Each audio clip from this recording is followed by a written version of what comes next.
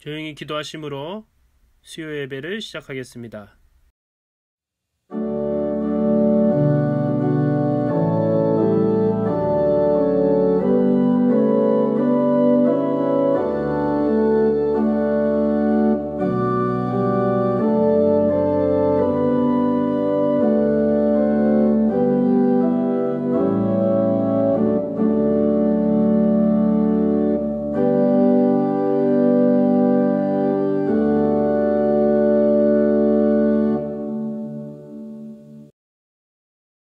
찬송가 370장 다같이 부르시겠습니다.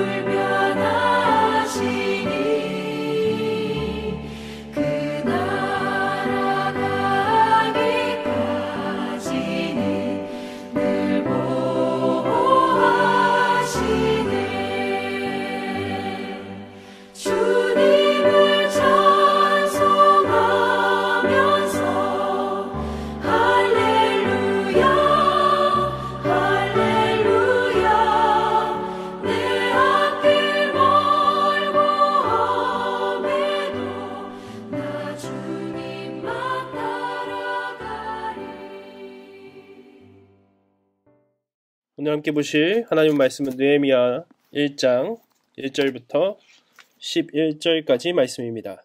봉독하겠습니다.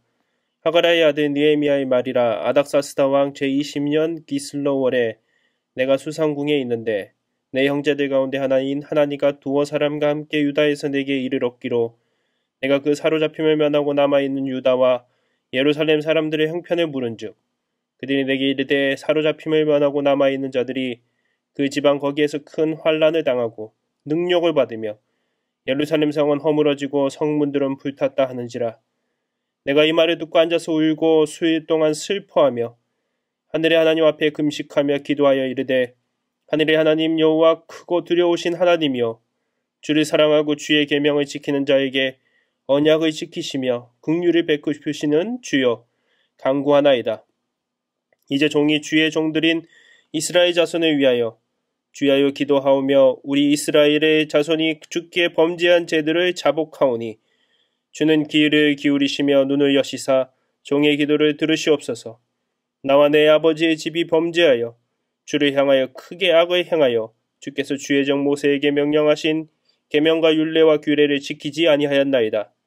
옛적에 주께서 주의 종 모세에게 명령하여 이르시되 만일 너희가 범죄하면 내가 너희를 여러 나라 가운데에 흩을 것이요 만일 내게로 돌아와 내 계명을 지켜 행하면 너희 쫓긴 자가 하늘 끝에 있을지라도 내가 거기서부터 그들을 모아 내 이름을 두려고 택한 곳에 돌아오게 하리라 하신 말씀을 이제 청하건대 기억하옵소서.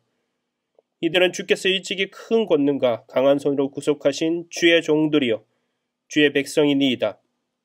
주여 구하오니 귀를 기울이사 종이 기도와 주의 이름을 경외하기를 기뻐하는 종들의 기도를 들으시고 오늘 종이 형통하여 이 사람 앞에서 은혜를 있게 하옵소서 하였나니 그때 내가 왕의 술관원이 되었느니라. 아멘. 느헤미야서 2장을 통해서 하나님이 쓰시는 사람은 어떤 사람인지 같이 은혜를 나누고자 합니다. 사람은 어떤 사람을 씁니까? 실력이 뛰어나거나 자격증이 많거나 또 언어적인 능력이 뛰어나거나 그런 스펙을 보고 때로는 학연이나 인맥을 통해서 사람들을 사용합니다. 그러나 하나님이 쓰시는 기준은 성경을 보니까 다릅니다. 나약하고 초라한 그리고 믿음직스럽지 않았던 다윗을 바라보며 왕으로 세워야 될지 궁금하고 고민하고 있던 사무엘에게 하나님께서 이렇게 말씀하십니다. 내가 보는 것은 사람과 같지 아니하니 사람은 외모를 보거니와 나 여호와는 중심을 보느니라. 아무리 우리의 인생이 성공한다고 하더라도 하나님이 쓰시지 않는 인생이라면은 실패와 허무한 인생이지 않겠습니까? 왜 그렇습니까? 우리 모두 다 하나님 앞에 돌아가는 인생이기 때문입니다. 오늘 이 느헤미야를 통해서 하나님이 쓰시는 사람은 어떤 사람인지 두 가지를 살펴보고자 합니다. 첫 번째, 하나님이 쓰시는 사람은 비판의 방향이 밖이 아닌 안으로 향하는 사람입니다. 몇 해 전에 천주교에서 내 탓이요 운동을 한 적이 있습니다. 모든 것이 내 탓이요. 그런데 그 운동이 실패했던 이유가 무엇입니까? 사람들이 자꾸 내 탓이 아니라 다른 사람을 탓하기 때문에 실패했다는 것이죠. 인간의 본성은 어떤 문제를 만났을 때 자기 탓을 하기보다는 다른 사람을 탓하고 핑곗거리를 찾는 것이 인간의 본성입니다. 그래서 항상 우리의 비판의 방향은 나에게 먼저 적용되는 것이 아니라 밖으로 향한다는 것이죠. 근데 오늘 느헤미야는 예루살렘 성벽이 다 무너졌다는 소식을 듣고 하나님 앞에 눈물로 기도를 합니다. 사실 유다가 바벨론에게 멸망하고 이제 그 바벨론이 또 페르시아에게 멸망한 BC 430년경에 이 시대적 배경 속에서 오늘 느헤미야가 자신의 죄라고 고백하는 것은 맞지가 않습니다. 왜냐하면 자신의 죄 때문이 아니라 조상들의 죄 때문에 남유다는 멸망한 것이고 지금 그들이 포로가 된 이유는 느헤미야하고는 상관없는 일이었습니다. 그러나 오늘 느헤미야는 어떻게 기도합니까? 오늘 6절부터 7절을 보겠습니다. 이제 종이 주의 종들인 이스라엘 자손을 위하여 주야로 기도하오며 우리 이스라엘 자손이 주께 범죄한 죄들을 자복하오니 주는 귀를 기울이시며 눈을 여시사 종의 기도를 들으시옵소서. 나와 내 아버지의 집이 범죄하여. 오늘 느헤미야의 기도 속에는 내 아버지의 집만이 아니라 나와 내 아버지의 집이 범죄하였기 때문에 오늘 우리나라가 멸망하고 예루살렘 성벽이 무너졌다고 고백하는 것입니다. 마치 이런 것입니다. 일제강점기에 나라가 멸망한 이유가 무엇입니까? 우리의 조상들이 힘이 없고 지혜가 없어서 일제의 그 협박과 그 군사력에 결국은 나라의 주권을 뺏기지 않았습니까? 그런데 그때도 믿음의 선조들은 자신의 죄로 그것을 여기면서 기도했던 사람들이 있었습니다. 우리 조상들의 죄였음에도 불구하고 다른 사람의 죄였음에도 불구하고 그 모든 나라가 멸망하고 지금 국권을 뺏긴 이유가 결국은 우리가 하나님께로 돌아가지 않았기 때문에 하나님 앞에 범죄를 했기 때문에 우리를 용서해 달라고 자복하며 회개하며 기도했던 믿음의 조상들. 그들로 인해서 1907년 대부흥 운동이 시작되었고 하나님의 역사는 이어지게 됩니다.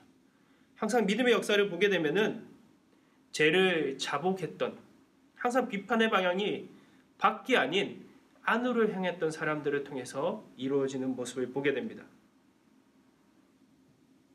바티칸 성당에 가면은 시스티나 성당이라고 해서 최후의 심판이라는 천장 벽화로 유명한 그런 건물이 있습니다. 그곳에서 이제 교황을 선출하기도 하고요.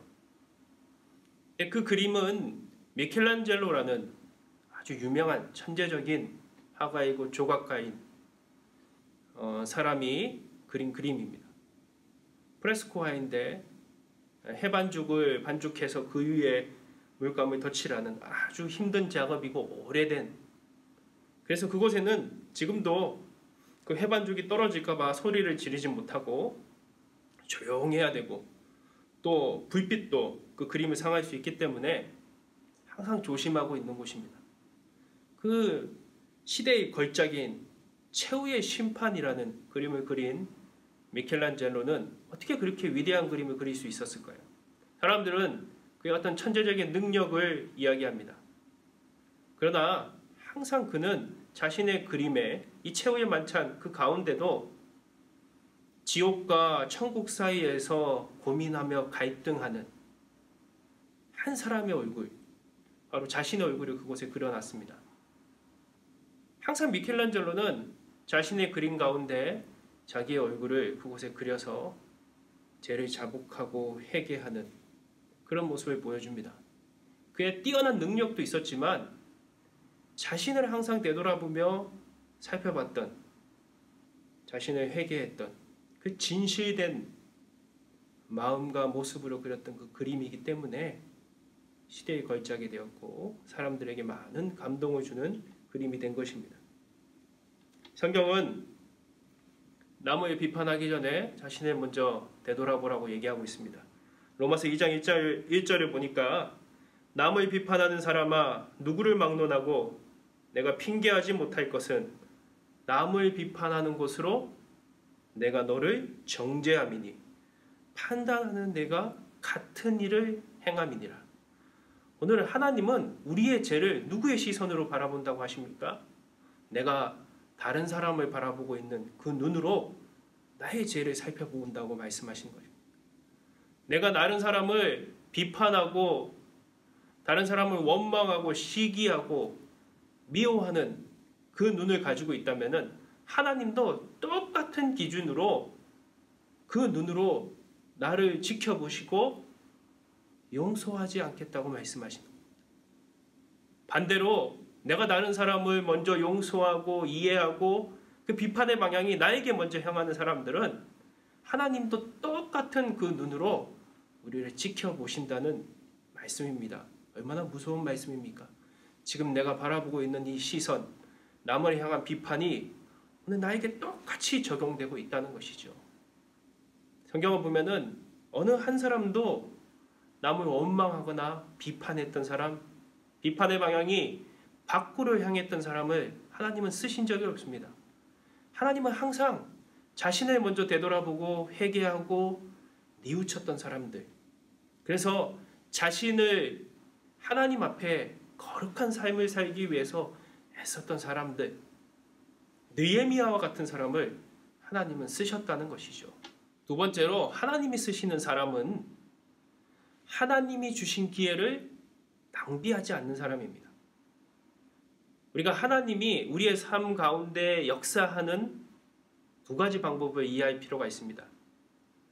특별하게 역사할 때가 있고요, 일반적으로 역사할 때가 있습니다. 특별하게 역사할 때는 긴급할 때입니다. 제가 몇 해 전에 아내를 운전 연수시켜 준 적이 있습니다. 세상에서 가장 하지 말아야 될 것이 아내를 운전 연수시켜 주는 것이라고 얘기하더라고요. 근데 제가 그걸 했습니다. 얼마나 두렵습니까? 이렇게 차 사이로 지나가는데 왠지 부딪힐 것 같고 왠지 뭔가를 칠 것 같고 불안불안한 것이죠. 속력을 내면은 너무 속력을 내는 것 같고 갑자기 급브레이크를 밟는 것 같고 그때마다 좀 조심히 운전해라. 그렇게 얘기를 하면은 아내는 퉁명스럽게 얘기합니다. 다 보고 있다고. 걱정하지 말라고. 본인도 굉장히 긴장하고 있는 것이죠. 근데 옆에 있는 사람은 더 무서운 것입니다. 그러다가 정말 여기 지나가다가는 옆에 있는 차를 긁겠다. 정말 부딪히겠다. 너무 무섭다. 그럴 때는 자기도 모르게 스탑! 그만! 브레이크 밟아! 이렇게 얘기하지 않습니까? 왜 그렇습니까? 너무 긴급하기 때문이죠. 이걸 제어하지 않으면은 큰 사고가 날 것 같기 때문에 그렇게 외치는 것입니다. 하나님도 마찬가지입니다. 제가 예전에 아동부 전도사를 할 때 아동부 친구가 저에게 이렇게 한 편지를 써서 궁금한 것을 물어봤습니다. 그때 제가 전도사였는데 전도사님 아니 모세 시대에는 홍해가 갈라졌는데 그 바다가 갈라졌는데 왜 요즘에는 바다가 갈라지지 않나요? 하나님이 그때만 역사하고 지금은 역사하지 않나요? 그렇게 물어봤습니다. 제가 그 질문을 놓고 곰곰이 기도하면서 성경을 다시 살펴봤더니 홍해가 갈라졌을 때는 언제입니까? 이집트 군사들이 앞에서 쳐들어오고 뒤에는 홍해가 가로막고 있을 때 정말 절대절명의 순간, 긴급한 순간 아니 하나님이 홍해를 가르지 않으면은 구원받을 수 없는 살아날 수 없는 순간 그 긴급한 때에 하나님께서는 홍해를 갈라주신 것이죠. 지금도 하나님께서 기도만 하면 홍해를 갈라준다, 바다를 가른다 그런다면은 바다에 있는 고깃배들이 남아나겠습니까? 누구나 바다를 가른다면은 문제가 크겠죠. 이처럼 하나님께서는 정말 긴급할 때 그 기도를 들으시고 기적, 우리가 생각하는 것이 기적이죠. 놀라운 일로 하나님께서는 역사하십니다. 그러나 대부분의 시간에는 하나님께서는 일반적으로 역사를 하시는데 그 방법은 우리의 기도를 들으시고 그대로 해결해 주시는 것이 아니라 그 기도를 이룰 수 있는 기회를 주신다는 것이죠. 에반 올마이트라는 영화가 있습니다. 아주 오래된 영화인데요. 현대판 노아의 방주를 그린 이야기입니다. 어떤 사람이 아침에 깨어났더니 동물들이 자기에게 막 오는 거예요. 원숭이, 코끼리, 그리고 나무가 자신들 앞에 막 배달이 되는 것이죠. 그리고 하나님께서 나타나셔서 이 현대시대에 노아의 방주를 만들라고 명령하십니다. 에바는 처음에는 거부하고 벗어나려고 합니다. 그러나 나중에 결국은 벗어나지 못하고 방주를 만들기 시작하죠.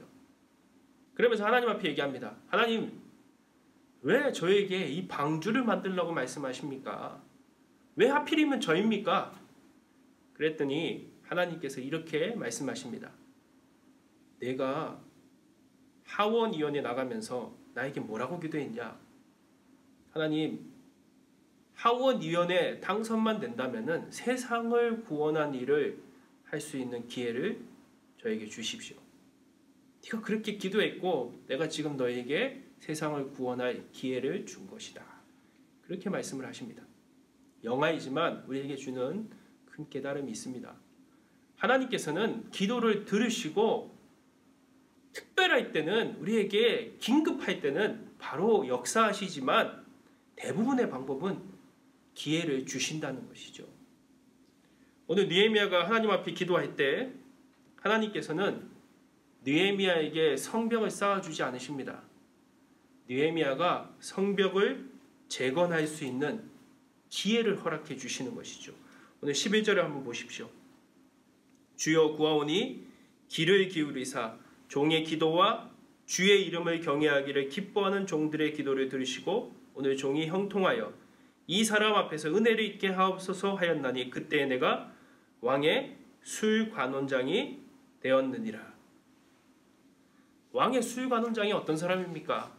지금으로 치면은 왕의 최측근에 있는 비서실장과 같은 왕의 생명을 또 지키는 역할을 하는 사람입니다. 하나님께서 그를 높여주신 이유가 무엇입니까? 오늘 느헤미야가 저 무너진 성벽을 재건할 수 있는 기회를 주십시오. 그렇게 얘기했을 때 하나님께서는 그 기회를 가질 수 있는 직책을 허락해 주신 것이죠.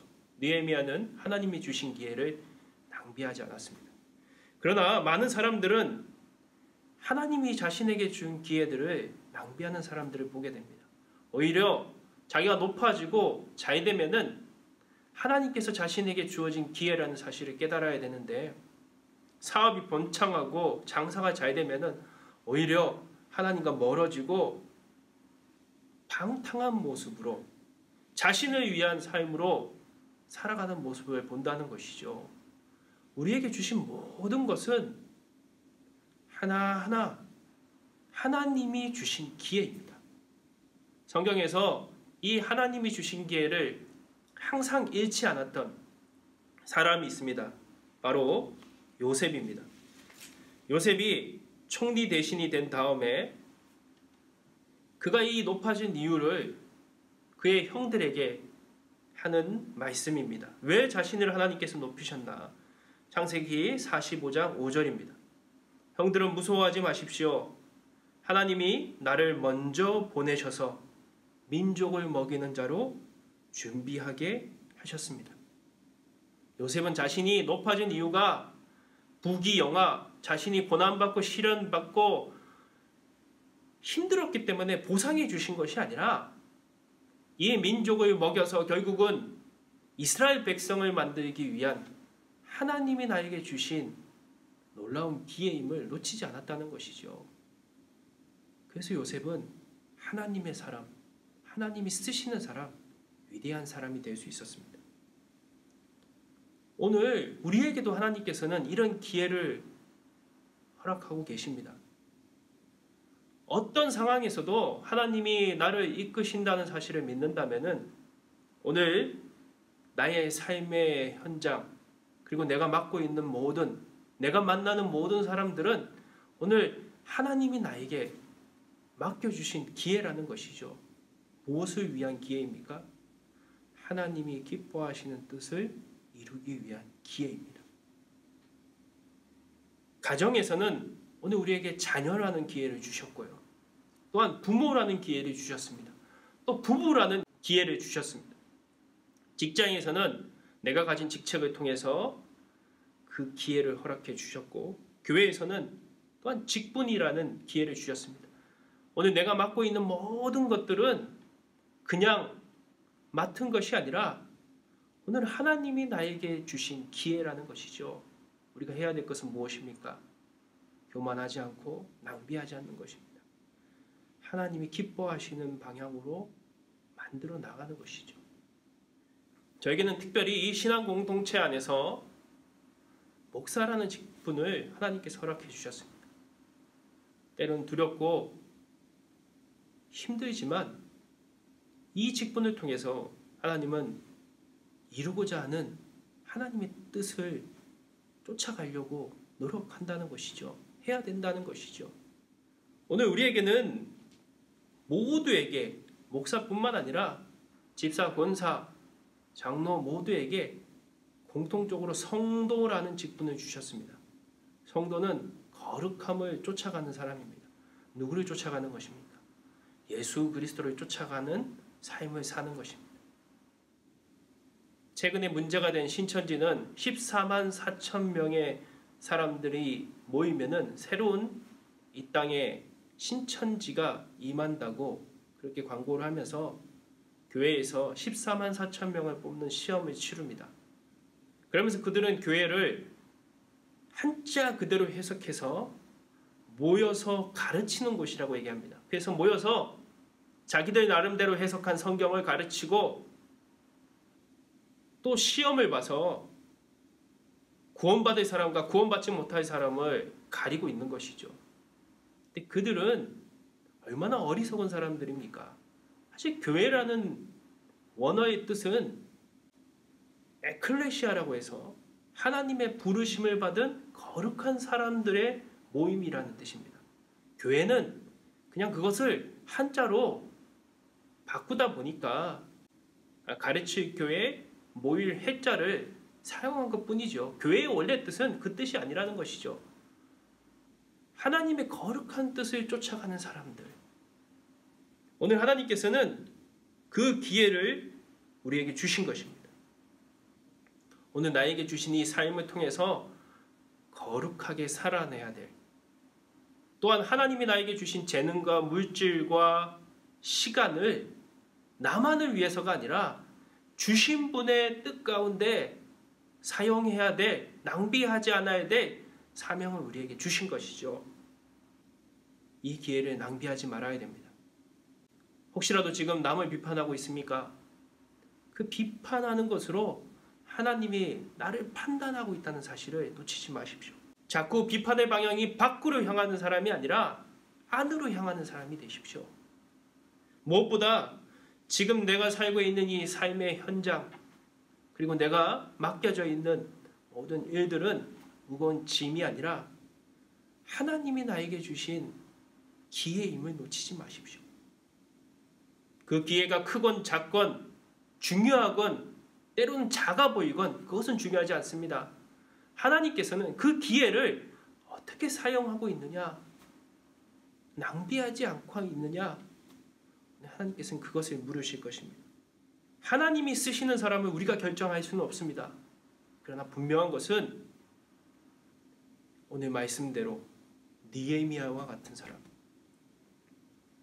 비판의 방향이 밖으로 향하지 않고 자신에게 향하는 사람, 자신의 죄를 먼저 뉘우치며 자신에게 말씀을 적용하는 사람, 그리고 무엇보다 자신에게 주어진 이 삶을 낭비하지 않는 사람을 하나님께서는 쓰실 것이고 함께 하실 것이고 기뻐하실 것입니다. 여기에 모인 모든 하나님의 사람들이 그 기회를 누리시기를, 그 삶을 사시기를 주님의 이름으로 축원합니다. 잠깐 기도하겠습니다. 하나님, 오늘도 우리에게 주어져 있는 삶이 있습니다. 이 삶 속에서 하나님이 쓰시는 삶을 살아내기를 원합니다. 하나님이 쓰시는 삶은 어떤 삶입니까? 비판의 방향이 항상 나에게로 향하는 사람입니다.